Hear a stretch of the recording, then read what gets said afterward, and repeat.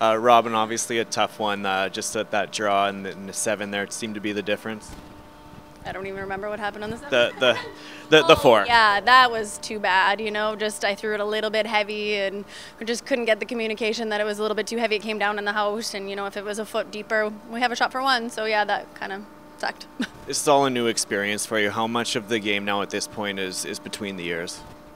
I feel like we're doing pretty well with it. I know I've worked a ton with that over this past year, working a lot with our sports psych and stuff. And so, yeah, it's definitely a little bit of it, right? You're still battling and, a little bit of nerves and everything. If you would have told me at the beginning of the week that we'd be going into the semifinal, I'd be very happy with that. So I don't think we can be disappointed with how we're doing and that we lost this game. We just have to come out playing a little bit better tomorrow.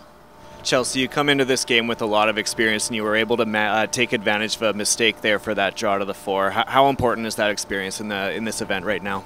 Yeah, I mean, obviously that was my worst game of the event. So when she gave me one chance at a big end, I knew I had to make it because we weren't setting up a whole lot of other chances to score multiple points, and they were playing really well. So we got one miss out of her where she went deep, and I made the freeze, and we stole, and we got one where she didn't get that draw in there, and I was able to make the quiet little tap. I think those were some of the only shots I made that game, but I made the big ones when it counted, which I guess is all that matters. Is there anything you can attribute to that slow start, or what was just off today? Couldn't tell you. I mean, if I knew, I would have fixed it. So I'm not going to worry about it too much. We'll park that, and thankfully there's no pictures on the scoreboard, and all that matters is being ready for tomorrow, and that's, like I said, I mean, that's not been my week, so I'm sure I'll be back to normal.